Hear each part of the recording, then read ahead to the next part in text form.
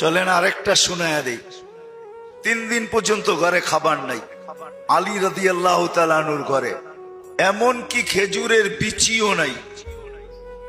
ওই যুগে খেজুরের বিচিও খিদার কাজে লাগতো, বিচিও নাই, শুধু পানি আছে ঘরে।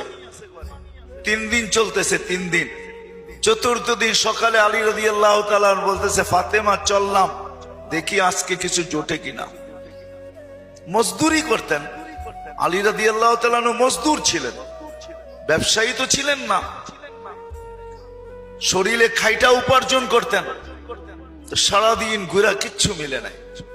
বিকালে যখন ফিরতেছেন, ফাতেমা অপেক্ষা রাদিয়াল্লাহু তাআলা আনহা অপেক্ষা করতে করতে যখন সন্ধ্যা গণায় আসছে, তো পর্দা উঠায় দেখতেছে আসতেছে আলী রাদিয়াল্লাহু তাআলা আনহু, কিন্তু চেহারা মলিন, হাত খালি।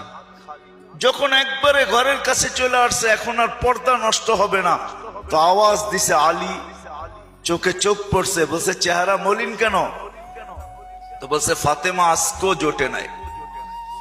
তো হাসতেছে আর বলতেছে, আলী ওয়াজাদনা শাকারনা লাম নাজি সাবরনা, পাবো তো শুকরিয়া আদায় করব, না পাবো তো সবর করব।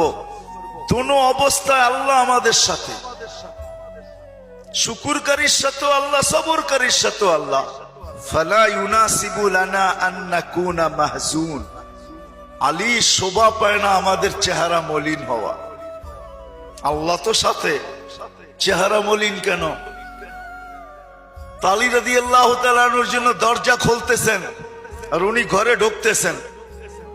এখন ফাতেমার অবস্থা, আলী রাদিয়াল্লাহু তাআলা আনহু নিজে বলতেছেন, ফাতেমা সাররাত ওয়া তাবাসসামাত, ফাতেমা মুস্কি মুস্কি হাসতেছিল যে এক তো স্বামী সারা 3 দিনের, চতুর্থ দিনেরও ক্ষুধার্ত, পরিশ্রম করে কিছু মিলেও নাই। এখন যদি আমি মুখটা বেঁকা করি তাহলে দুঃখটা আরো বেড়ে যাবে। তো উনি মুস্কি মুস্কি হাসতেছেন আর খামি ঘরে ঢুকতেছেন যেন খুশিতে নাচতেছেন। আলী রাদিয়াল্লাহু তাআলা আনহু বলতেছে, ফাতেমা তুই খায়রুন নিসা, তো এই জন্যই ফাতেমা কিন্তু খায়রুন নিসা, খায়রু নিসা ইদ দুনিয়া, সমগ্র জগতের মহিলাদের সর্দারনি যিনি।